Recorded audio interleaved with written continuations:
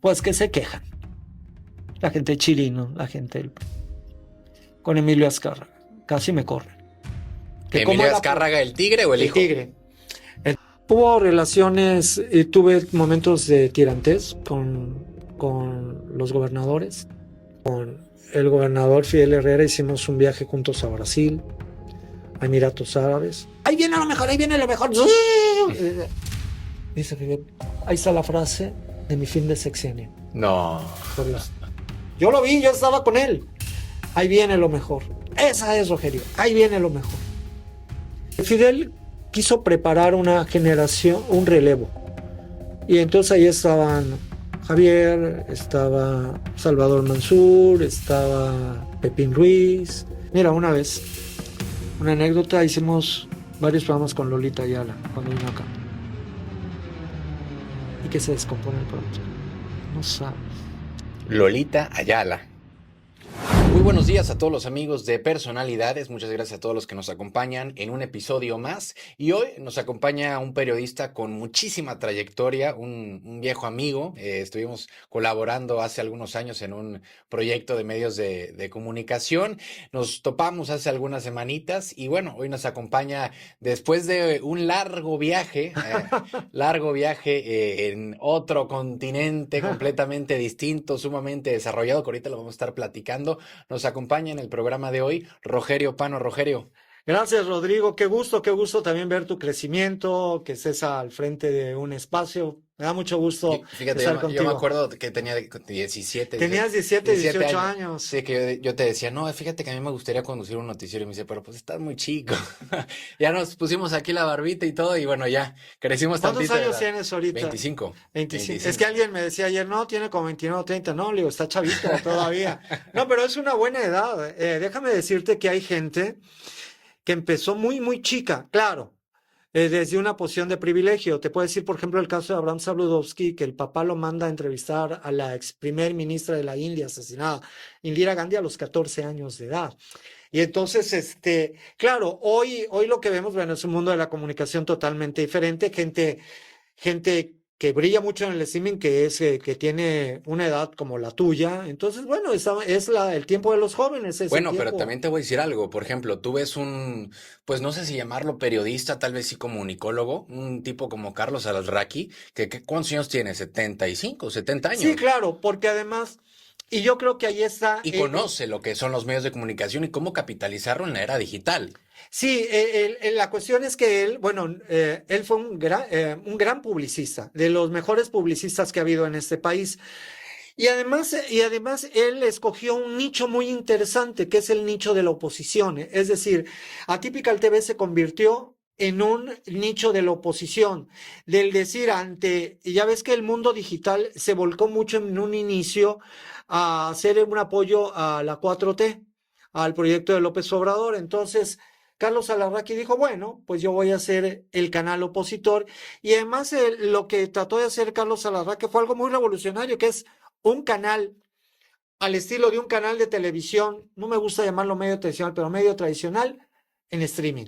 Entonces, y yo desayunando creo que en su casa, ¿no? Que es el nuevo estilo de algo la más orgánico. Sí, es el nuevo estilo de la comunicación. Pero bueno, ahí es donde te das cuenta que no es de edades, ¿no? No, Lo no. importante está en saberte rodear. Y el contenido.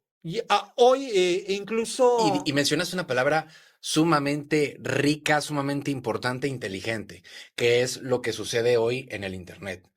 Los nichos. Claro. Porque los nichos, de verdad, lo son todo. Aunque tú digas, bueno, este nicho tiene 100, 200 personas, ¿quién me va a ver?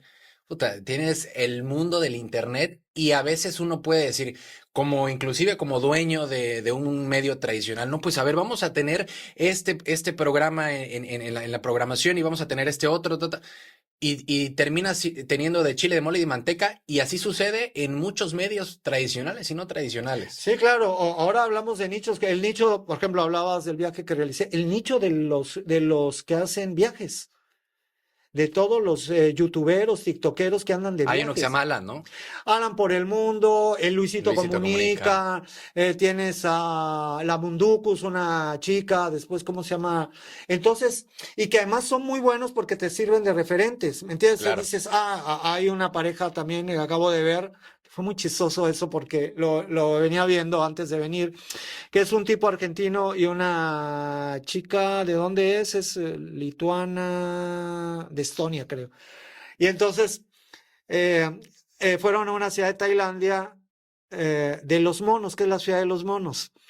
Y entonces muy interesante porque yo estuve hace 20 años en esa ciudad. Entonces es una ciudad donde era una ciudad sagrada de monos, porque estaban en un templo reunidos.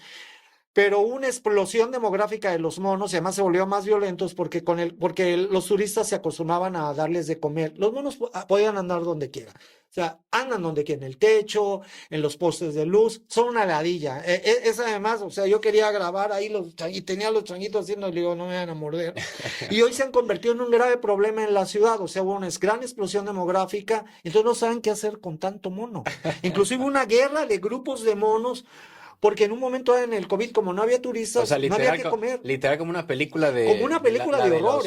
Con No, un no, ¿cómo se llama la de los monos? Esto es la de planeta de Planeta de los los simios. Simios. Entonces, bueno, esos nichos han sido como el nicho de los youtubers, tiktokeros que hablan de finanzas, como los podcasts que hablan de moda. Esa es la nueva comunicación. Y que es ahí donde yo creo que los medios que llamamos tradicionales se han quedado abajo. Claro. No, y sobre todo con muchísima falta de conocimiento, porque de verdad que en esta era del internet, en esta era de los medios digitales, uno pensará, bueno, tengo un medio de comunicación o quiero invertir en un medio de comunicación, ¿y qué es lo primero que piensan? No, pues tenemos que tener un coordinador de ventas, tenemos que tener un encargado de ventas. En el Internet no es así. En el Internet, inclusive los mismos medios del Internet, las plataformas, llámese Facebook, Twitter, YouTube, Twitch, lo que sea, te pagan y encima... Cuando te van a patrocinar las marcas, llegan solitas. En el mundo del internet no es tocar las puertas y decirles, mira, tengo esto. No, es al revés. Es las personas y las empresas te buscan a ti. Pero ¿qué es lo que tienes que estar enfocado? En producir un contenido de calidad. Porque el contenido es el rey. Y Claro. además, ¿sabes qué tiene mucho que ver, por ejemplo, tu generación y la mía? O sea, mi generación, yo estudié comunicación, yo de hecho me considero más comunicólogo que periodista, pero siempre tenía la idea de que, ay, pues si voy a trabajar en Televisa, voy a trabajar en TV Azteca, voy a trabajar en un grupo empresarial, radiofónico, etcétera. Y hoy tu generación está en el emprendimiento. Es una generación que además es muy reacia a las órdenes. Es una generación muy individualista, que es una generación emprendedora, que ya no su sueño es trabajar en un gran medio o un gran medio, sino ellos ser los medios en sí mismos. Y eso también ha creado un mundo diferente, una manera de comunicar diferente. El lenguaje es más libre, es más desparpajado. Los medios llamados tradicionales, pues no, la utilización de malas palabras es No, todavía o ven, por tabú. ejemplo, a un periodista, un comunicólogo con traje y agarran y deslizan. Dicen, ¿qué Entonces, es esto? que es, O o sea, sea, es una comunicación mucho más abierta, mucho más natural. Entonces, eso yo creo que ha dado un vuelco en la cuestión de la comunicación. Y otro vuelco también que creo es que antes los medios tradicionales eran las verdades únicas. La frase más famosa de los 70, de los 80 era, lo dijo Jacobo, y era la verdad absoluta. Y entonces los grandes medios manejaban ciertas verdades que acorde a sus intereses. Hoy hay una democratización de la verdad. Es decir, tú tienes tu verdad, Rodrigo Crosa tiene su verdad, a lo mejor su verdad es muy diferente a la que tiene, vamos a decir, Telever o la que tiene los grupos radiofónicos. O sea, lo que estamos viendo es una democratización de la opinión, que no siempre es lo mejor, ¿eh? Porque muchas veces no hay opinión sustentada. aunque también tú dices, no es lo mejor, pero también no sabemos si antes estábamos en lo No, mejor. ¿Me explico? siempre hubo intereses de por medio. Claro, claro, No completamente. caigamos en la tampoco, no. Todo medio, todos tenemos intereses. Punto. Lo que sí creo es que en el caso de la información, yo creo que lo que va a pervivir es el buen periodismo. El buen periodismo. El periodismo que investiga. Siempre va a haber un sesgo, sí. Es un mito es una tomadura de pelo a la gente, somos objetivos. No es cierto. Oye, pero a ver, No es Rogelio, cierto que no hay eh, objetividad. ese tipo de pensamientos, quiero pensar que los tienes por la edad y por la experiencia, porque yo no me visualizo, por ejemplo, al Rogelio de hace 30, 40 años Mira, yo siempre diciendo luché por eso. algo, y te lo digo. Tú sabes bien diferenciar cuáles son los intereses de la empresa, y cuándo es lo que tú piensas, tu ética. Entonces, yo te digo, no hay objetividad, pero sí debe haber una, ¿cómo te diré? Se me fue la palabra, equidad. Entonces, cuando yo buscaba abrir espacios a otras opiniones diferentes. Es decir, no todo el prismo, sino también un PRD, Mira, a un mí me PAN. ocurrió algo, y lo hice a propósito y me costó una regañada bárbara, casi me corren. Yo acababa de llegar y estaba en la época de la elección, donde competían Patricio Chirinos y Eberto Martínez, un gran luchador social de izquierda. Del PRD. De él, sí, ya está el PRD. Y entonces yo entrevisto a Eberto. Bien. Déjame contextualizar un poco. Cuando entrevistar a uno de izquierda, Era era, sí, cerrado. sí, sí, porque ahorita podemos decirlo y podemos, bueno, era como entrevistar a No, uno de hombre, Morena, uno de 7 minutos en el noticiero. Bueno, está bien. Pues que se quejan. La gente de Chirino, la gente del PRI. Con Emilio Azcárraga. Casi me corren. Que cómo Emilio era Azcárraga, el tigre o el el hijo. tigre. Entonces, pero bueno, di un paso. Casi me cuesta la chamba, pero di un paso. Y entonces pudimos ir abriendo pasos. Yo siempre digo 2 pasos adelante, uno atrás, 2 pasos adelante, uno atrás. Y es así como fuiste abriendo los medios, porque aparte de todo, en ese caso la empresa tenía que abrirse. Y cómo fue, llega el Claro. hijo y empezaron ahí las Entonces tenía modificaciones. que, porque hay una sociedad que va cambiando. Lo que tú tienes que leer como comunicador, tienes que leer a la sociedad. Ayer escuchaba una discusión que era muy interesante. Y es cierto, y creo que es peligroso. Y hablaban del deporte. Entonces decían, para nosotros que hemos estado al frente de un micrófono, lo más importante era la credibilidad, era tu principal activo. Si tú ves, por ejemplo, el discurso, la narrativa de López Obrador el sexenio pasado, decían, es que él respeta la libertad de expresión porque él no habla a los medios para correr a periodistas, que era algo que era muy común en otras épocas. No, pero quería destruir su credibilidad. Entonces un periodista sin credibilidad, pues, hablando de esos periodistas llamados tradicionales. No, bueno. Hoy la credibilidad es el principal activo o el principal activo es cómo generar polémica, cómo generar views. Entonces tú lo que ves ya es mucha gente opinando cualquier cosa, pero teniendo mucho impacto por la manera en que lo dices, Bueno, a ver, creando te pongo el polémica. nombre de un youtuber de la izquierda, el chapucero. O sea, Y sabes que el desde que te chapucero nombras el tiene chapucero. ¿Y cualquier cantidad de cuánta lana negocios. ha de estar generando? Y es un tipo que no necesita las cámaras más profesionales, agarra una webcam, casi casi empieza a hablar y ahí está la gente. Y ahí está la Porque gente. el O sea, es chapucero otro, escogió su nicho. claro. Y no le Y importa, regresamos al tema de los claro, nichos. sí, él no le importa decir una mentira. Sí, claro. Porque además hoy tú puedes decir cualquier barbaridad, ¿eh? Cualquier barbaridad puedes decir. Sí, yo recuerdo, por ejemplo, cuando estaba en los medios deportivos hace 5, 6, 7 años, y hoy en día con lo que existe de Twitter, ahí estaban, y hasta la fecha, todos los periodistas ahí, y fulanito de tal va a ir a la América, y pasa, y no fue a la América, sino a las Chivas, pero el día de mañana saco otro comentario ahí en el Twitter, y están ahí hasta que le peguen. Pero la gente se queda con lo que le pega, no con las 5, 6, Es 7 lo que... que te digo. O sea, tú buscas el encabezado. Ahora, te pongo un ejemplo en periodistas deportivos. ¿Quién tendrá más jale? ¿Gómez Junco, que es serio, que es profesional, o Álvaro Analítico, Morales? definitivamente Álvaro Morales. Porque supo encontrar un nicho, supo encontrar una comunicación, Encontrar la que no es polémica, tonto, ¿eh? Que es un tipo sí. preparado. Eso, Bueno, es como decir un broso.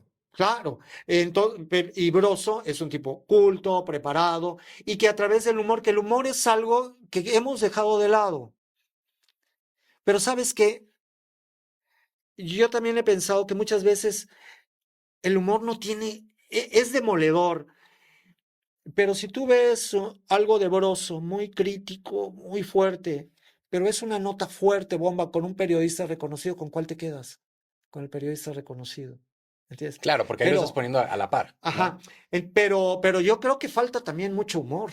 Falta humor político, a eso a Claro, lo que me requiere. No, no el humor de la cotorriza, no, no, no. Falta humor político también, claro. ¿no? Entonces creo que eso lo hemos dejado de lado. Pero también yo creo que no es nada más por la misma gente que lo ha dejado de lado, sino también porque hoy en día son tiempos complicados. Antes sabías perfectamente quiénes eran los que te podían dar una regañada. Hoy todo el mundo te puede dar una regañada y hoy en día todo el mundo tiene la piel muy delgada. Tiene la piel muy delgada y sobre todo que está muy polarizado el asunto. Y yo creo que la polarización te lleva a cuestiones muy sesgadas y cada quien, y bueno, y esto, además, esto te modela. El teléfono, Está modelado. O sea, tú hoy, tu visión de mundo, tu manera de percibir las cosas está muy influenciado por esto. claro. Porque claro, yo le llamo la dictadura del algoritmo. Sí, porque creemos que por tener un teléfono y por elegir lo que vemos a cada hora y a la Y hora que no lo queremos, estás eligiendo, somos los Rodrigo. dueños, ¿no? De nuestro tiempo. Y Pero es además, totalmente pero distinto. además, tus pensamientos, o sea, te lo está dictando este. O sea, tú dices, a ver, a Rodrigo, una vez vi toros, y en los toros, y entonces empiezas toros, toros, toros, toros, Sí, toros, claro. toros, y empieza una opinión política. A ver, Trump gana porque tenía de su lado al dueño de X. ¿Cuántos millones invirtió el dueño de X en cualquier tipo de mensajes a favor de Trump? Cualquier tipo de... Bueno, lo dijo Elon Musk hace 2, 3 días. Donald Trump llegó gracias a mí. Y así se la tiró. Porque además, mira, vas a ver tú en una plática.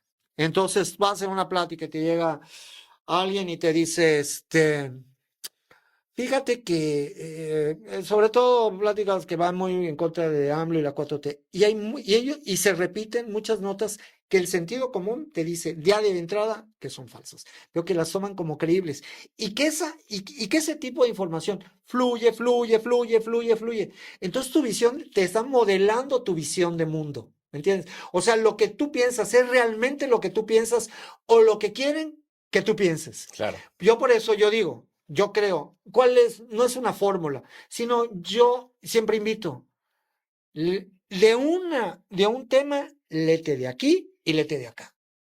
Y entonces tú encuentra tu verdad. Léete el Está, Reforma y léete La Jornada, ¿no? claro, encuentra tu verdad.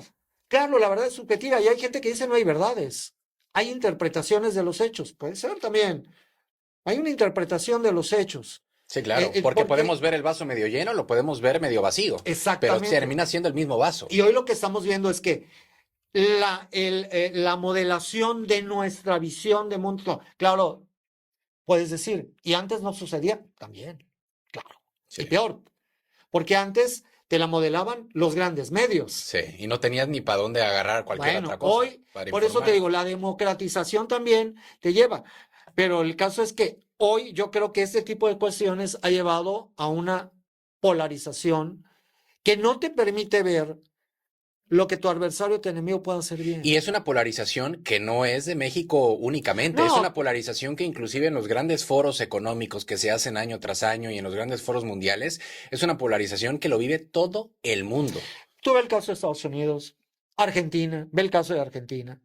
Oye, a ver, vi la semana pasada a Macri, el presidente, casi casi que de rodillas ante un Javier Milei con su movimiento de la libertad avanza. ¿Cuándo te ibas a pensar de un empresario como Macri siendo presidente del Boca Juniors con los millones del mundo y sus empresas, estando a expensas de lo que le dicte Macri o no por la alianza que pueden llegar a generar en Es que, por Argentina? ejemplo, ese es un fenómeno muy interesante, Milei. ¿Cómo empieza Milei? Ese es un fenómeno muy Sí, interesante. O sea, Milei empieza como todo mundo diría como, que no tendría que empezar así. claro, él Desde que empezó ves un como, tipo en un programa de televisión cantando una canción de Rafael, quiero pensar, o no me acuerdo de qué artista, y vestido con sus... O sea, dices, este tipo en el que la vida va a gobernar un pero ¿qué país. pasó? Es bien interesante. ¿Cómo empieza Macri? Milei, empieza como panelista la televisión argentina está llena de programas de paneles. Claro. Todo es panelismo. Y entonces lo invitan y entonces él tiene un lenguaje es un fenómeno de comunicación muy interesante, porque combina el lenguaje duro, llano, con el lenguaje técnico. Entonces empieza a decir, te puede decir, es un estúpido, cagado, porque y empieza un lenguaje técnico en economía Sí, que claro. nadie le rebate. Porque además ni sabe, pero dicen, oye, creo que medio sabe, ¿no? Y además todo un personaje con los pelos así, Claro. entonces, Pero ya te captó la atención. claro, la televisión argentina quiso, oye, este me genera rating. Ese día que él debuta, el programa fue un programa nocturno que se llamaba Animales Sueltos de temas políticos, le generó más de 3 puntos de rating. Estaba Fantino. Alejandro Fantino, Claro. que es por eso casi su novio ahorita, Sí. A ver, Rogerio, pero desde que estás en plenas elecciones y te agarras a una modelo que también salía en la televisión argentina, ya eres presidente, ahora le sale bye. O sea, también agarraron hasta los scripts No, claro, le han fabricado novias y todo eso. Yo te digo, una vez vi un programa donde a Milei lo corren del foro, porque estaba en un Ah, claro, una modelo, ¿no? Sí, Argentina. estaba en un programa de mujeres y ese le dijo chorra, le dijo ignorante a otra. Sí, sí, sí. Dice, sí, oye, sí. Herbalda, no, es Sol que le estoy Pérez se llama diciendo. eso. Ajá. Y lo corrieron. Sí, claro. Bueno, ¿qué te dice de eso? Que al final el descontento de una población, es que lo leyeron bien. Oye, y te respondo todo esto porque a mí me encanta la televisión argentina, bueno. con el Marcelo Tinelli Y y todo todo eso. eso. Sí, sí, sí. Pero ¿qué fue lo que pasó?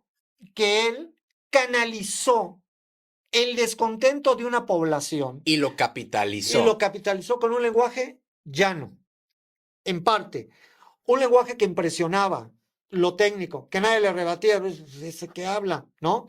Y entonces, y además creó un movimiento de gente joven. ¿Por qué es importante la gente joven? Y eso te lo puedo decir que ocurre en todo el mundo. Hoy que acabo de regresar de China, ¿qué te dice la gente joven de China? Hay incertidumbre. ¿Qué va a pasar? La vivienda está cara. La gente no se quiere casar. No se quiere casar. No quiere tener hijos. Yo estuve en un parque, hasta yo iba a poner mi anuncio, ahora que estoy divorciado, en donde los padres ponen, mi hija tal, quiero una pareja para mi hija que mida tanto, que sea, porque allá la belleza está asociada al color blanco, quiero esto. Está lleno de mensajes de padres de familia en los parques solicitando parejas para sus hijos. ¿Cómo crees? Porque sus hijos no se quieren casar. Yo le dije al guía, le digo, ay, pues yo voy a ver si yo pego mi chicle, soy mexicano, te van a dar. No, porque el problema de la juventud es así. El problema que hoy enfrentan nuestros jóvenes es la incertidumbre. ¿Qué va a pasar con este país? Mi generación creció con cierto grado de certidumbre, pese a las devaluaciones, a las crisis. Pero ¿qué va a pasar? Porque yo, cuando mi empleo en Televisa, que tenía prestaciones muy buenas y todo, hoy ya no los tienen los jóvenes. Y a lo mejor quizá no les interese. Pero hoy el joven se enfrenta a un mundo mucho más complejo y mucho más difícil. Y entonces tipos como Milei le hablaron a ese segmento. Como López Obrador le habló a un segmento que había estado, que fue marginado, que fue poco atendido, como ese segmento al que le habló López Obrador en la época de la globalización, en la época del neoliberalismo. Sí, que se quedaron desplazados de todos esos cambios, entonces, ¿no? Agarras los adultos mayores, agarras que los ninis que andan diciendo, claro, y lo agarras y lo sabes capitalizar como tu propio mercado. Porque te ven como él. Claro. Hoy ellos dicen, ese me representa, ese sí se interesa por mí, ese habla por mí. Entonces, ese tipo de líderes, a ver, Trump, ¿por qué triunfa? Porque Trump, a los que llaman los famosos rednecks. Yo fíjate que, por ejemplo, yo que trabajo con mi mamá ahí en la oficina, llega los lunes o los martes toda enojada, es que Claudia Sheinbaum y no sé qué. Y yo me le quedo viendo y le digo, pues si está haciendo su chamba, le está tirando al mercado que ella quiere, ¿por qué te enojas? No es que esto, le digo, eso que estás enojándote es lo que ella quiere que hagas. ¿Por qué? Porque al final del día vamos a lo mismo con el tema de los medios de comunicación. Los nichos, y tú cuando sabes hablarle a la gente, cuando sabes clasificarla y cuando sabes cómo entrarle, ya no te mueves a otro lado, ¿para qué? Pues es que tú me acabas de hablar del ejemplo del chapucero. Y son muy efectivos, porque saben hablar. O sea, tú puedes no estar de acuerdo. No, y tú Y podrás pensar, este es es un... imbécil, Sí, claro, pero sabe comunicar. sí. Y por eso tiene tantos seguidores. ¿Me entiendes? ¿Qué hacía Vicente Serrano? A esos los chayoteros, siempre de esos los chayoteros, que bla. Su lenguaje hostil, grosero, lo que quieras, pero le está hablando A los a suyos. los suyos. No les interesa a los demás, porque el que trata de tener una opinión sensata, una opinión muy sesgada en ciertos aspectos, pero desmenuzando, analizando, como Julio Astillero, cuidado, dice, critico y me vienen esas sordas que lo ven todos los días, se le van encima, porque ese tipo de gente quiere escuchar determinado mensaje.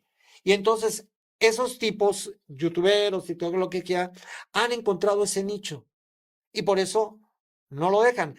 El problema está que del otro lado no he visto tantos que puedan convocar o puedan unir a ese sector de la población, que es mucha gente, a que tengan una mayor influencia, ¿me entiendes? O sea, no, todavía, pues es Loret, está bien, es Ciro, Joaquín, pero Pero es que también es un mercado y es un círculo que poco a poco se está reconfigurando, como la propia oposición de los partidos políticos. Porque quieras o no, lo que nosotros podemos ver como con una cuarta transformación, desde los partidos hasta los periodistas y los medios de comunicación, es un movimiento que lleva años, lleva más de 15, 18, 20 años formándose. Y hoy en día, si nosotros queremos ver a lo que hoy en día es la oposición, poco a poco se está reconfigurando, porque definitivamente lo que llegaron a trabajar en el partido oficial, que hoy en día se les denomina así, es algo bastante sólido. Es un evangelio lo que hicieron. El movimiento de la Cuarta Transformación y lo que construyó López Obrador con su narrativa es un evangelio que no predican a López Obrador, predican el evangelio de López Obrador. ¿Qué es lo que te produce hoy en hablas día? de una palabra fundamental, es un discurso profundamente religioso. Claro, a ver, si nosotros Buenos, nos vamos a la malos, Biblia, cielo, infierno. si nosotros nos vamos a la Biblia, se murió Jesús y ¿qué quedaron? Los 12 apóstoles. ¿Y qué predicaron los 12 apóstoles? El evangelio que dejó Jesús. Claro. ¿Qué pasa hoy en día? ¿O qué pasó con un partido Acción Nacional? ¿O qué pasó con un PRI? Que no tenían que predicar, creaban sus propias capillitas y todos se sentían los dueños de esa capilla. ¿Y qué pasó un día? Que entre ellos mismos se acabaron y atrás había un movimiento formándose de una manera muy bien estructurada. Eso es el gran problema en la oposición de hoy en día. Y yo creo también, Rodrigo, que tenemos una ausencia de líderes. Me preocupa que no haya líderes jóvenes, ¿eh? Líderes jóvenes con peso en lo político. Pero bueno, Rogelio, vamos a una pausa y regresamos porque Sí. pues estás aquí para hablar de ti y No, no, entramos para no, hablar ¿para de todo. qué? No, eso no es importante. Vamos a una pausa y regresamos. Estamos de vuelta en Personalidades. Hoy nos acompaña el periodista que se llama más comunicólogo, nos Sí, acaba de decir en el primer sí, sí, bloque, que periodista, comunicólogo, sí, Rogelio comunicólogo. Pano. Y es que, a ver, Rogelio, es lo mismo, por ejemplo, cualquier persona puede llegar a creer que porque estás detrás de un micrófono y estás hablando de noticias o estás, pues ya eres periodista, pero el periodista es el tipo que se fleta y está buscando la nota y está buscando la información y Claro, que está claro. investigando y que está leyendo y que está viendo cuáles van a ser los siguientes pasos o por qué actúo de esa, o sea, y al final del día el comunicólogo llega y con toda la información que abunda en el internet o en los medios, la dicta, la narra, la lee a su manera y la transmite. Y la transmite, y sobre todo cuando a mí me tocó dirigir a un grupo de periodistas, tener una visión de lo que sucede, leer la sociedad, dirigir a ellos. Yo nunca ni me propuse competir para reportear, ni para entrevistar, ni mucho menos. A mí lo que me interesaba era tener un grupo de profesionales, formar un grupo de profesionales que generaran confianza en la población. Y ya que estás adentrándote en lo que era Telever, hoy en día pues escuchamos escuchamos un nombre de Joe de Lara o Ujú.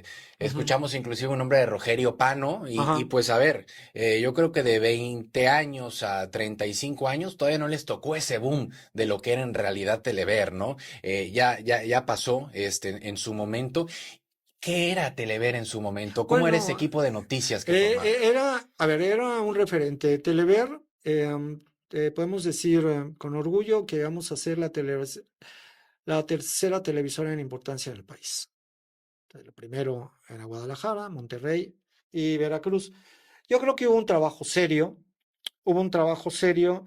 Creo que Telever se convirtió, al igual que otros medios, no sé, como Notiver, como en un icono, no nada más como medio, sino cultural en la ciudad, ¿no? Tú hablabas del programa de Yo de Lara. El programa de Yo de Lara tenía algo, a pesar de que mucha gente tenía serias dudas o no le gustaba, Yo de Lara tuvo una gran virtud.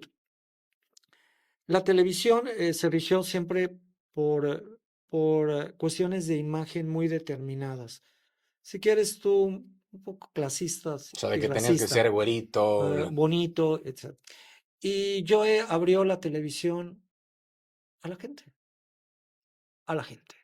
Que se supo Creó, sentir identificada entonces claro, con él. creó personajes muy poderosos. Él mismo era un personaje muy poderoso. Era parte de esa construcción de personajes que creo que también la ciudad los está perdiendo.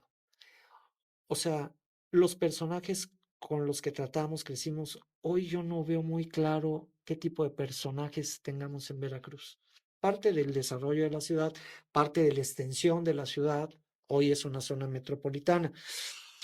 Entonces, Telever yo creo que cumplió una función muy importante, sigue cumpliendo una función importante, como no. Aparte era la única televisora. También no hay que ser tampoco. Oye, pero a ver, entonces tú salías en los noticieros, terminabas tu día y quiero pensar que te sentabas en cualquier café, en cualquier mesa y todo el mundo te volteaba a ver, porque Sí, era, claro. como tú dices, la única televisora. Era sí, bueno, estaba la televisora del Estado, después llegó Azteca, pero creo que además llegamos a conformar un equipo donde había una visión que era darle voz a la gente. Eso fue, mira, hay yo creo que hay una especie de turning point en Telever, que fueron las inundaciones del norte de Veracruz. Las inundaciones fue en el 94, si mal no recuerdo, sí, algo así. Porque tú entraste a finales de los Yo, 80, yo entré en el 92. Bueno, a principios de los 90. fue en el sexenio de Alemán, fue Bueno, que fue 99, 2000, 99 él más o terminó en el menos, 2004, en el entró 99, en el 98, 98, 99, 98, 2004. 99. Esas inundaciones arrasaron todo el norte de Veracruz. Telever fue el medio en el estado. Era casi imposible acceder al norte. Y todos nuestros reporteros se fueron para allá, para allá. O sea, iban, venían. Yo estoy muy orgulloso de esa cobertura. Y esa cobertura cambió. Cambió de una manera brutal lo que fue la televisora. Porque nos acercamos a la tragedia, porque la gente habló, se sintió acompañada, porque a través de nosotros se conoció la magnitud de la tragedia, como fue lo del stand, fue lo del caos. O sea, nosotros hicimos, ¿cuál fue el último? El stand, Sí, claro, el Carl, el CAR. 2010. En el CAR tuvimos una transmisión de 7 de la mañana a 1 de la mañana. Y en la televisora se definió el plan para evitar una inundación de proporciones bíblicas en Boca del Río, cuando hubo el taponamiento del puente. ¿Por qué?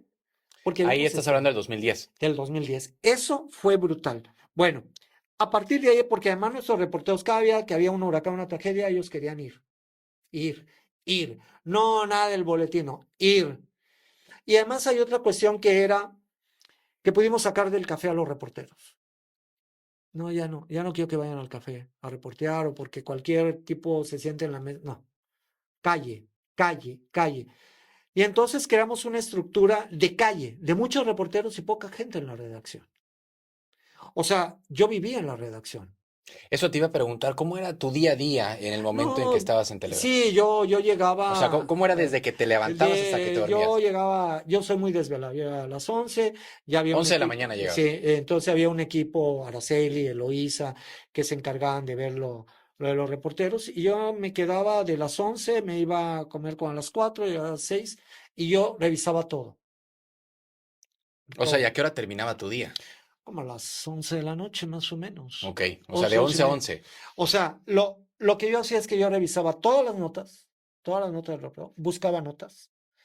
Porque además la misión, lo que yo me propuse no hacer un noticiero local enteramente, sino que tú no tuvieras necesidad de ver a Joaquín, ni ver a Guillermo, ni a nadie. O sea, lo tratabas de hacer de cierta manera de lo local a lo Tú, nacional. claro, tú, es televidente veracruzano, ya vas a estar informado.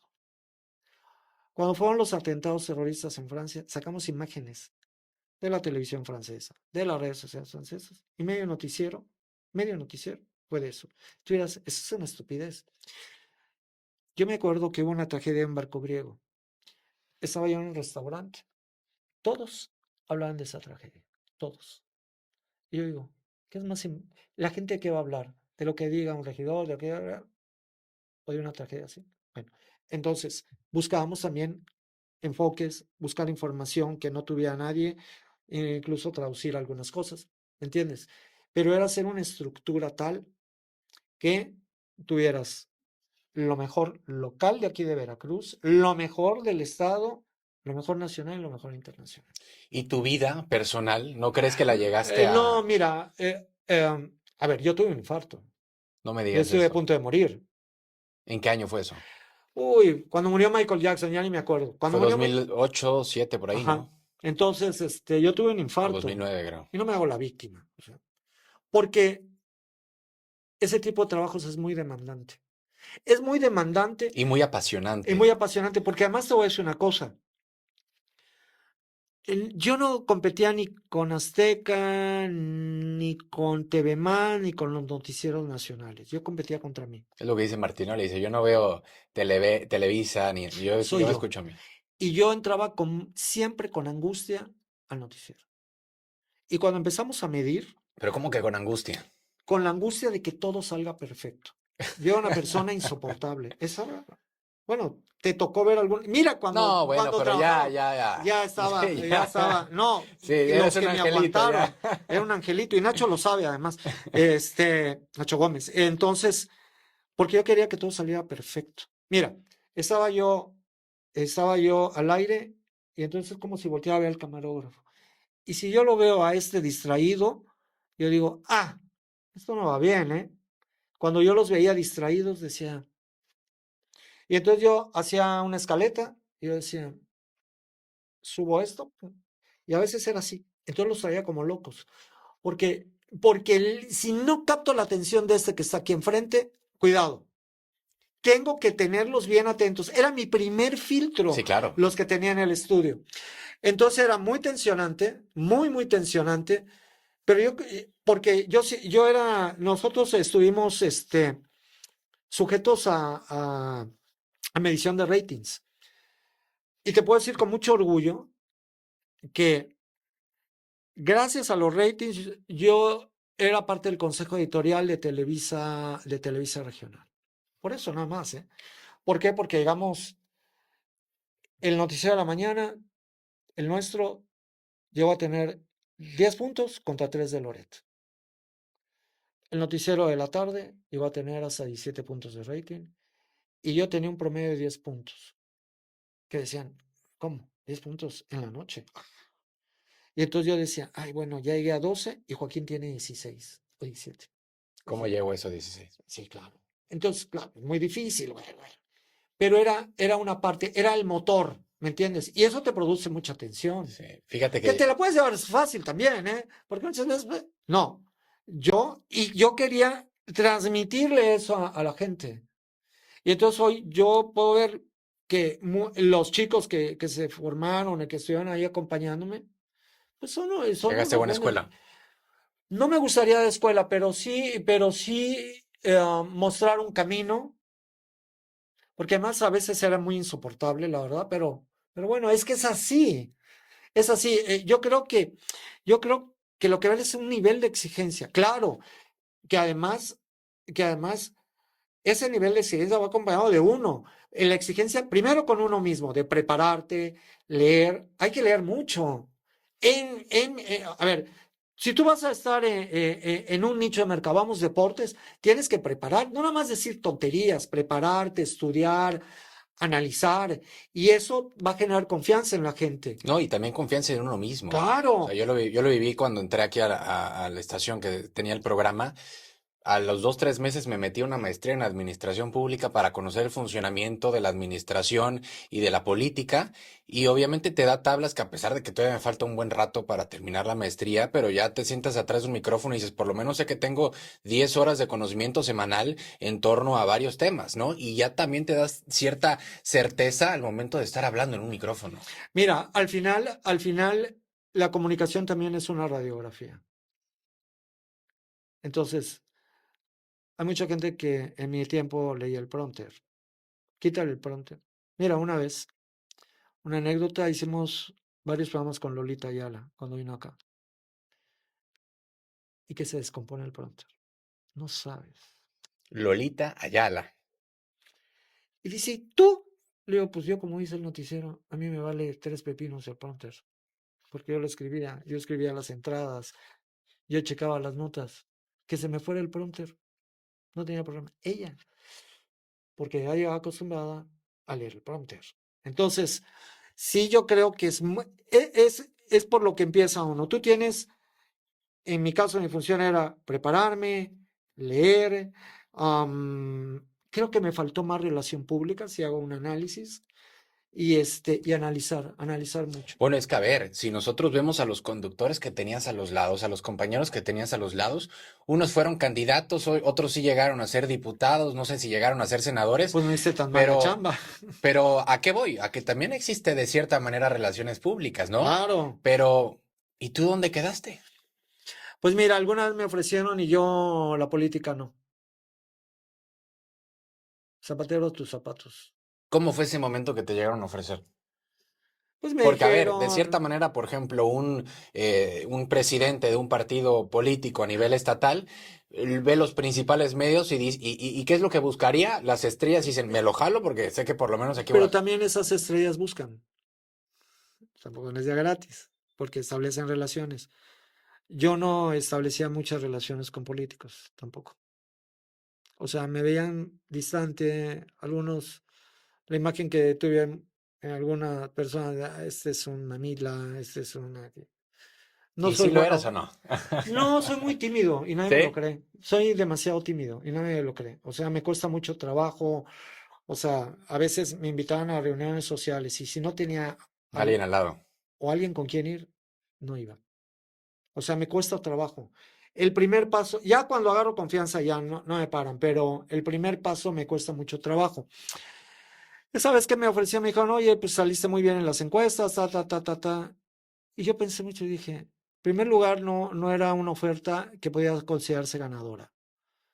Y entonces lo que dije, a Como ver, partido político, te como refieres, partido ¿no? político, entonces, bueno, es que ellos van de gane, yo no.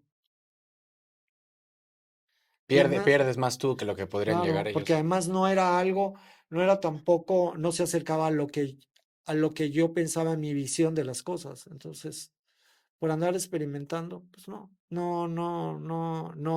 me llamó la atención. Hubo casos de compañeros que, pues sí, se fueron de candidatos. Y bueno, pues cada quien. El caso de uno de ellos, yo creo que pudo haber sido una muy brillante carrera política a nivel nacional, pero bueno, prefirió estar, no política, una brillante carrera en medios a nivel nacional y prefirió la política, ¿no? La otra, pues yo no me latía que fuera, pero bueno, para ella fue una experiencia y sigue siendo una gran periodista. Entonces, pues bueno, yo sigo pensando que para ocupar un puesto político, primero que tienes que prepararte y tienes que saber de política y yo nunca he creído que el jalar Y tienes que artistas, hacer política. claro, O que jalar sea, artistas o periodistas sea una opción. Cuando te jalan de si eres artista o periodista, es que quieren que ganes votos, pero no creo que sea lo mejor. Yo creo que hay que reivindicar el ejercicio de la política. Ahora, hablando, por ejemplo, de política y hablando de medios de comunicación, definitivamente tú estuviste en la época de oro de lo que representa Telever, pero también estuviste en la época del priismo. ¿Cómo era el Muy vivir con? complicado y Porque te tocó Miguel Alemán, te hubo una tocó Fidel Herrera, elección. te tocó Javier Duarte, o sea, te No, tocó no, el no. apogeo del priismo en No, Veracruz. la elección de Fidel Herrera. No, no, no, no, no, Rodrigo. Eso yo algún día lo tengo que escribir de esa noche porque se dijeron ya cuando la elección que competía Fidel Herrera, Gerardo Buganza 2004. y Dante Delgado. Nada más se puede decir ahorita que todo lo que aconteció ese día no solamente creó un espacio de discusión muy serio en Televisa a nivel nacional, sino en Los Pinos, con usted, Rigoto. Algún día contaré los detalles de esa noche, que fue una noche, El día de la elección, el día el día de... de la elección. Porque nosotros, Bueno, es que hay que recordar también que, porque ahorita escuchamos Fidel R, no, un gobernador con todo el poder, pero para ser ese gobernador fueron votos mínimos de diferencia contra el PAN. ¿Y qué sucede también al momento de iniciar un gobierno? La legitimidad te la voy a tienes por contar los una suelos. parte, A ver, un una adelantito. parte, una parte. Entonces sucede que era una tradición que los ganadores fueran ese mismo día. Entonces, yo hablé con alguien del equipo de Fidel Herrera, oye, tal, lo esperamos al candidato, tal. Sí, sí. Casi ni me hicieron caso. Bueno. Después hablo con Miguel Ángel Yunes, que era coordinador de campaña de Gerardo Buganza. Me dice, no, pues tienes que traer aquí la unidad de control remoto, estamos en Jalapa, no sé qué y no sé cuánto. Digo, no, viene aquí eso. No, pues es que es así, aquí te estaba escuchando Luis Felipe Bravo Mena, está bien. Que Y, después fue el fiscal ajá. de Duarte, ¿no? Y entonces, bueno, también se hizo una cuestión con Dante. Y que de repente estamos en el noticiero y que llega Buganza. Y llega con un altero de papel y dice, gané. El día de la elección. Estamos hablando de esa noche. Y dice, gané. Aquí están las pruebas. Actas. Y ahí no existía el famoso PREP que hoy se tiene. Sí, pero ¿O sí? él ya se proclamó ganador. Se estaba proclamando ganador. Y entonces, y yo dije, bueno, él se está proclamando ganador. Yo hice ahí muy bien la distinción. Pero a Fidel le dicen, Pano proclamó ganador a Buganza. No iba a ir Fidel. Se deja venir. Se te armó el Y Fidel y el Gerardo en el bueno, mismo set. terminó Buganza, tal. Igual se dice, gané. Y aquí está Y las así cerró pruebas. el noticiero. No, No terminaba el me noticiero. avisaron, viene Fidel, va Fidel, bueno, sigue. Y ahí lo tuve a Fidel Claro. esa misma noche. Fidel más cauto, no se proclamó ganador. Él dijo, hay que esperar, ta. Pero estaba que hervía. Ya lo que sucedió después, ya después Y te lo eso que tú lo contaré. buscaste antes, ¿no? Yo busqué a todos, yo busqué a todos. Yo tenía muy claro que había que tener equidad. Hicimos un debate. Entonces mi plan, antes de la elección, era que estuvieran los tres. No, hombre, para nada. Bueno, entraba uno y no querían cruzarse, salían por otra No, puerta, bueno. no, así, serían Como por niños otra puerta, como chiquitos. niños, así, por acá, no, bueno, bueno, al final eso ocurrió hace, pues no mucho tiempo, pero bueno, se ha ido desarrollando todo eso, bueno, pues dirás, hace mucho tiempo. Pero eso fue muy interesante. Lo que ocasionó esa elección y cambió en mucho la historia y el desarrollo de ese canal. Vamos a una, Esa elección.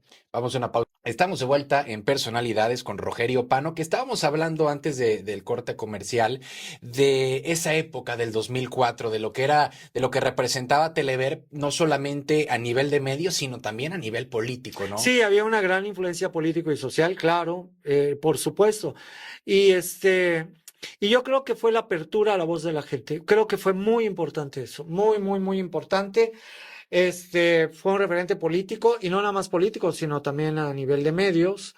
Entonces creo que fue una buena época, se conjuntó con que había un muy buen equipo de profesionales y bueno, pues ahí yo creo que el mejor elogio que puede tener uno es que después de tanto tiempo de estar fuera digan, oiga, pues ¿cuándo Claro. regresa? De hecho, ahorita que estuve subiendo algunas cosas de China, ¿no? Oiga, pues ¿cuándo regresa a la tele? Eso, pero bueno, Oye, Rogerio, y a ver, en ese momento de Telever era impresionante la plataforma que se tenía, pero hay que decirlo, los medios tradicionales y más en esa época, pues la manera en que subsistían, pues era en base a la propaganda política, a la propaganda sí, gubernamental. yo creo que sí, había demasiado peso en cuanto al dinero que se generaban a través del Estado. Pero a ver, tú decías, pues yo era un periodista que de relaciones públicas no me gustaban, yo era serio, yo me estaba enfocado en mi trabajo, y cómo era mantener ese perfil, y además siendo el encargado, el director del noticiero. Bueno, uno tiene que estar muy consciente del peso que tenían los convenios publicitarios. Claro, pero seguramente llegó a pasar algún episodio en el que dijiste, no me encanta del todo lo que le estoy haciendo, pero pues tengo que hacerlo, ¿o no? Buscas la manera. Mira, una de las cuestiones que es que hay muchas maneras de comunicar. Y entonces dices, a ver, hoy mucho de crítica, esto se va a hacer a través del insulto, de Santa. Yo lo hacía a través de un gesto. No decía nada. Claro. Decía, A ver, levantaba danos la un ceja, ejemplo. decía, bueno. Ya De decías hecho, un todo ahí. director de Telever me dijo, y ya, dice, oye, dice, ya tengo un rollo con dice, esa levantadita de cejas ya. No había más. No necesitas insultar, no necesitas nada. Hubo relaciones, tuve momentos de tirantes con los gobernadores, pero hay algo que creo que es muy importante, que no tengas cola que te pisen. Y eso te da autoridad moral. Y eso ellos lo saben. O sea, no es lo mismo tener una confrontación cuando tú tienes muchas cosas detrás a que cuando estás limpio. Claro. Y entonces eso también te da más fuerza. Relaciones de antes sí, muchas, muchísimas. Hubo una cuando denunciamos que ahí en el lugar ¿cómo se llama? Que está en medio de Jalapa, que es como el agrocentro. Ah, el que hizo Miguel Alemán. Entonces ahí se estaban echando a perder despensas y nosotros lo denunciamos. No sabes, no sabes la que se armó, ¿eh? No sabes la que se armó.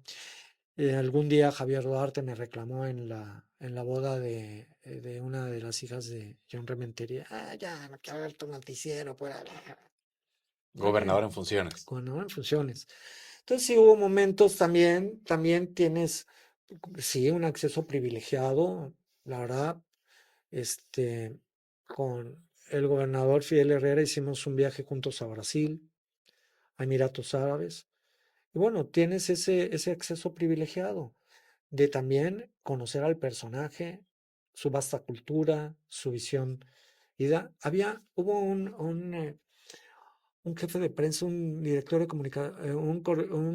comunicación social en el gobierno de Chirinos, el maestro López Azuara, que él hacía algo muy interesante. Entonces dice, oye, el gobernador quiere platicar contigo, quiere tomar un café. Me acuerdo que la primera vez que fui, se generó toda una rumorología Con que si yo, Chirinos. ajá, si yo iba a ser director del Cuatro Meses. ¿Qué director? Yo fui a platicar. Entonces, el objetivo, no, y nada de que, oye, que nada, nada, ni ofrecimientos, ni que te quiero cooptar, no, nada. Era platicar. Que conocieras tú al personaje, que lo vieras, que el personaje te conociera a ti. Me parecía mucho, muy interesante. Y pues con los gobernadores, pues te digo, yo no soy muy sociable realmente, pero bueno, con todos fue una relación de respeto, sobre todo respeto.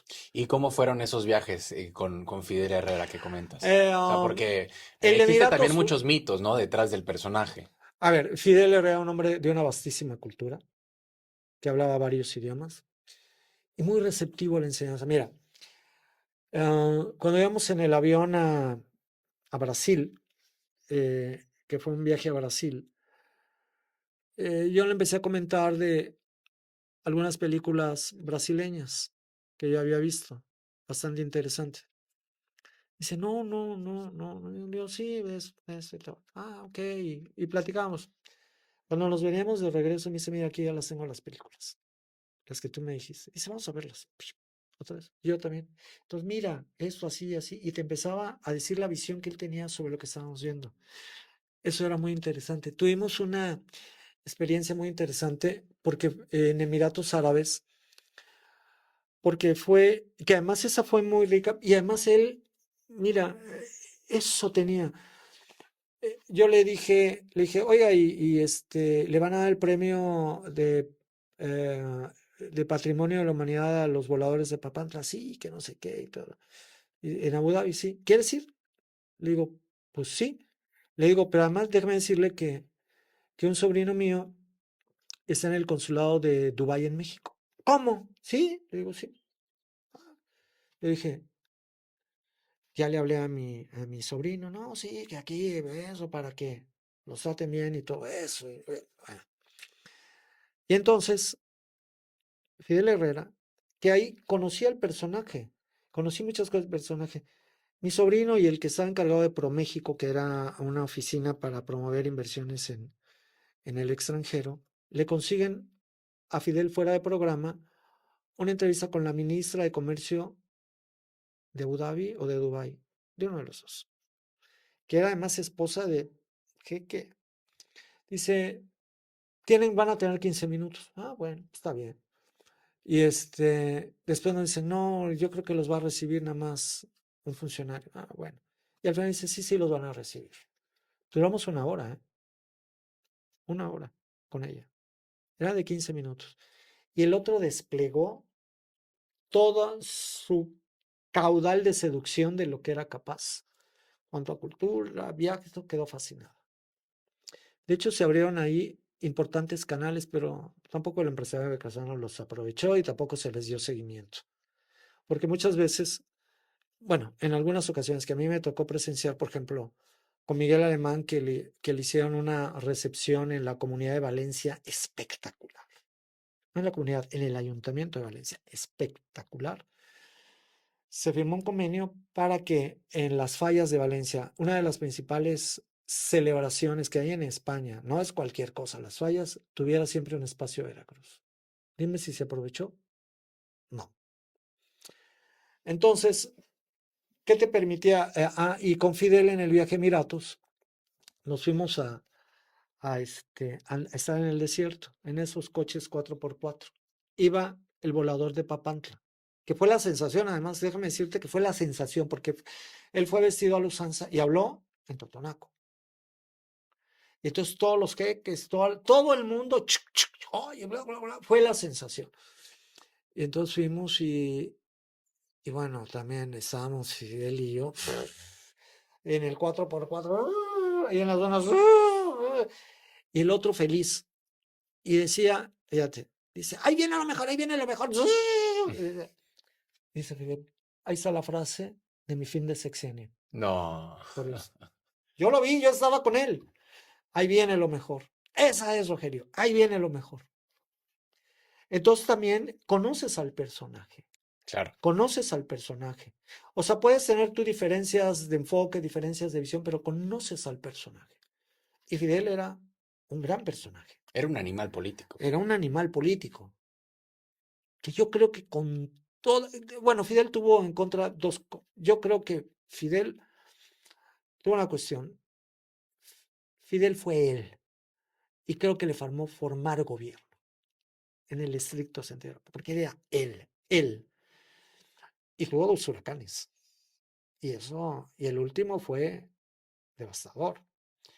Pero, pero como un personaje político, O sea, ¿crees que fue muy individualista? Más lo que que... pasa es que hay a ver, yo creo que los tres grandes monstruos políticos de Veracruz, Dante Delgado, Miguel Ángel Yunes y Fidel Herrera, compartían muchas cosas en común. eran autócratas, no eran muy proclives a la crítica, Ujú. eran hombres de gran inteligencia, cultura, Llevas tres y te faltó una cuarta. Y que los tres eran priistas. porque estaban Se formaron en la misma hechos, escuela, ¿no? bueno, López Obrador es la escuela priista Claro. y la construcción de Morena es la construcción de un partido hegemónico. Y en muchas cosas con las cuestiones del viejo PRI, que no puede ser el viejo PRI porque vivimos otra era, pero este tipo de personajes, aunque tuvieran diferentes, muchas cosas, tenían muchas cosas en común. Y entonces, Y por eso fue que formaron tanta escuela. claro, pero también eran ellos, todo giraba alrededor de ellos. Y yo lo que creo es que tú tienes que tener un gobierno que te, o sea, el gobierno en el sentido de la palabra, no, bueno, sí, secretarios, lo que quieras, pero todas las decisiones pasaban necesariamente por ellos. ¿No crees que es lo que está pasando actualmente? Sí, claro. Ahorita no, porque ahorita hay muchas tensiones al interior de Morena. Sí con el presidente, el anterior, porque era él. Es a lo que te refiero, él. Entonces, Fidel, pues todo estaba, en todo estaba, ¿me entiendes?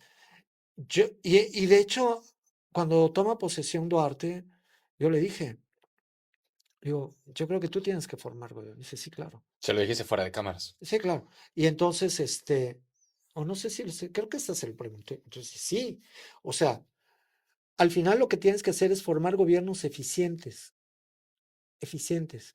O sea, gobiernos que no todo dependa de un solo hombre, sino que sea una administración que encabece una determinada persona. Pero indiscutiblemente que era un animal político, era un hombre, ¿Y un personajazo. por qué con tanta inteligencia que tuvo Fidel Herrera, porque ya se fue hace algunas semanas, por qué con tanta inteligencia que tuvo Fidel Herrera, por qué crees que llegó a tomar la decisión de que un Javier Duarte tomara el gobierno? Porque es complicado, ¿no? O sea, por un lado lo ponen, no solamente Yo tú, creo que sino... él preparó, Fidel quiso preparar una generación, un relevo. Y entonces ahí estaban Javier, estaba Salvador Mansur, estaba Pepín Ruiz.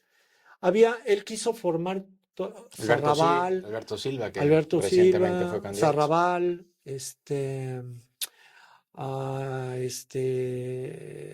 El Carballo, ¿no? También. sí, quiso crear toda una generación. Duarte, creo que él era una manera, pues Javier tenía una preparación en el ámbito financiero. Él creo que lo moldeó desde el segundo año, te lo puedo decir con una fuente plenamente confiable. Desde el segundo año él lo proyectó como su sucesor. Una cuestión ahí como a mitad de sexenio, pero a él ya lo estaba proyectando como su sucesor. De hecho, hubo detrás de Javier también todo un equipo para fortalecer esa candidatura y todo eso. Yo creo, me parece que él pensó que iba a tener mucho peso todavía. Javier era muy joven, era muy inexperto. O sea, Javier empezó el sexenio de Fidel como subsecretario, después fue diputado y bueno. Y creo que él creyó que, me parece, no sé, que podía tener un peso, una influencia en el gobierno de Javier y creo que Javier pintó su raya desde un inicio. No lo sé si a lo mejor le hubiera hecho caso al maestro, a lo mejor le hubiera pintado de otra manera el sexenio. Aparte de todo, que no hay que perder de vista que el último huracán toca finales de sexenio. Sí, fue su último sexenio, 2010, del Y, 2004 al 2010. entonces, eso provocó unas pérdidas multimillonarias y el nivel de endeudamiento del Estado se fue a proporciones Bueno, es que a ver, fue de estratosféricas. 3.500 millones de pesos que lo agarra Fidel Herrera, los deja con 10.000 y cacho y después nos vamos hasta 60.000, 80.000 millones de pesos. O Bueno, sea, te voy a decir, Chirinos no dejó deuda. ¿no? Le empezó Tres Miguel mil Alemán, quinientos millones Miguel Alemán, pues 10.000 y Fidel, cacho Fidel. después Duarte. Sí, pero a ver. O sea, una cosa es pasar de 3 a 10,000 y otra cosa es pasar de 10,000 a 80,000. porque fue un gobierno que perdió la brújula. O sea, yo creo, yo siempre he creído que Javier no estaría en la cárcel si ese año él hubiera renunciado a principios de año. Ya eran muchas las tensiones, eran muchas las tensiones. El gobierno ya estaba total y absolutamente en un tobogán. Entonces, ¿Tú cómo vivías ese momento de Veracruz detrás de un micrófono, detrás de un noticiero? es que siempre hay muchas tensiones. Siempre hay muchas tensiones y tienes que tener cuidado con filtraciones y tienes que ser muy responsable. Porque quieras o no, eres parte del juego. Eres parte del juego. Entonces, yo lo que siempre digo, buscar cierta equidad. No, pues era una realidad que había un convenio de publicidad fuerte. Pero tú tampoco podías ser, convertirte de comunicador, periodista en propagandista. Claro. Tú tenías que abrir el micrófono al otro. Con limitantes, sí, pero tenías que abrirlo. Porque si no, el activo mayor que es la confianza se iba a perder. Y tú no puedes perder la confianza de la gente, ni la credibilidad. No lo puedes perder. La confianza. La confianza. Entonces, entonces sí se veían momentos de mucha tensión. También se veían momentos de tensión con la dirección general. Pues sí, porque ellos están viendo lo de la lana Claro. también. Entonces, y también hay que decirlo, también reporteros que tienen pues sus corazones o que estaban cercanos a ciertos políticos. O sea, Tú te tienes, saliste de Telever en el 2016. bueno, mi salida fue, me avisaron un jueves que yo estaba luchando porque no recortaran a mi gente, iba a haber un recorte general muy fuerte por una crisis económica muy fuerte de la empresa y el que salí fui yo. Entonces, en el recorte, y Fue en el 2016. sí. Ahora, si te das cuenta, así como viene la declive del PRI, que te tocó también al mismo tiempo vivir la declive de tu propio canal y dándose hasta tu propia salida. Pues mira, a mí me cuesta trabajo hablar de eso porque hay un sesgo, hay una parte interesada. Pero me parece también que muchas veces ya cumple ciclos, ¿no? Entonces, eh, sí fue sorpresivo, sí fue un golpe, pero a la vez digo, bueno, a lo mejor ya había cumplido un ciclo. De hecho, uno de los directores, cuando llegó, me dijo, otro que no era Ignacio Reina, me dijo, a ver, dice, tú ya llevas tanto tiempo y yo lo que quiero es que tú seas como una parte ejecutiva, ya, una parte ejecutiva fuera del noticiero para un plan de expansión.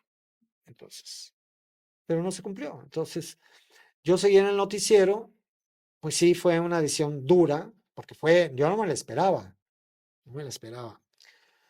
Pero bueno, lo que siguió, pues pues bueno, a la gente el juicio es de la gente, ¿no? Sí, lo que sí te puedo decir es que creo que el peso y la influencia hoy de Telever no es el mismo. Que al igual que Televisa entramos un poco tarde a las redes, entramos un poco tarde. Y mira que yo todos los días, cuando se empezó a transmitir por YouTube el noticiero, yo siempre checaba las reproducciones. 10,000 reproducciones. No estaba tan mal. Más aparte, el rating del noticiero. Entonces, si nos hubiéramos metido más a redes, a lo mejor nos hubiera ido mejor. Y yo creo que hay un periodista que hizo muy bien su chamba en ese aspecto, que fue Joaquín López Dóriga. Adela Micha. No creo tan exitosa como Joaquín López Dóriga. 13 millones de seguidores. ¿Tú crees que no? No, no. Joaquín sigue siendo un referente. Lo atacó el presidente. ¿A quién atacas? ¿A Adela o a Joaquín? Al referente. al que tiene peso. Hoy Joaquín acaba de estar Luisa María Alcalde con él. Eso es peso. No hay ningún secretario que se niegue a una entrevista con Joaquín. Y él sí, él supo leer muy bien el Y momento. no, y a ver, también, por ejemplo, un Radio Fórmula ha sabido conectar muy bien con la era digital. Claro, porque él es la radio hablada. Claro. Y entonces lo trasladas a la era digital, pues están de peso. Entonces yo creo que ahí nos faltó meternos más a la cuestión digital. Pero bueno, o sea, sí, yo creo que sí el peso y la influencia de la televisora no es el mismo, es indiscutible y bueno, pues ellos hacen su mejor esfuerzo y bueno, y toca a la audiencia calificarlo. Es complicado, hoy es complicado, pero sigo insistiendo, Rodrigo, el rey se llama contenido independientemente de la plataforma, independientemente de la radio, independientemente de la televisión, el rey es el contenido. Y si alguien me dice, bueno, es que la televisión, pues la Casa de los Famosos tuvo, ¿cuánto? Sí, De claro, rating. Entonces quiere decir que es el contenido. por supuesto. Y si tú ves una final de fútbol, sigue en televisión abierta, es el rey. Ahora, que no nada más sean los eventos deportivos o eventos como la Casa de los Famosos.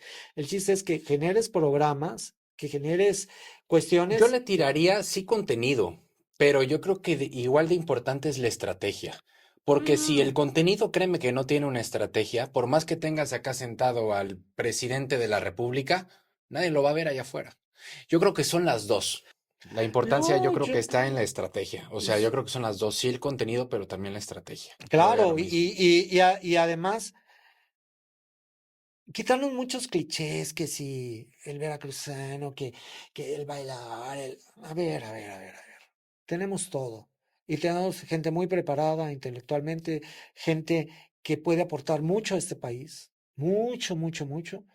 Y que yo creo que debe haber un despertar de gente joven de Veracruz que esté haciendo cosas buenas en Veracruz y que así como se habla hoy de los regios, de los zapatillos, se tiene que hablar de los veracruzanos. Claro. Oye, Rogerio, ya nos dio más de de la hora acá. Muchas gracias por No, hombre, acompañarnos el día gracias de a hoy. ti, Rodrigo, y qué bueno, y espero que tú seas de esos gallos, ese gallo, ¿eh? Sí, te vamos a dar si llega que seas gallo. Tienes todo para ser gallo, entonces digo, sería un desperdicio que no le dices, deja de vender condominios y dedícate a esto. Muchas gracias por Órale, acompañarnos, gracias, Rogelio. Rodrigo. Y gracias también a todos los que nos acompañaron el día de hoy. En las cámaras estuvo con nosotros Víctor Cosgaya. Mi nombre es Rodrigo Crosa y los dejo siempre en sintonía.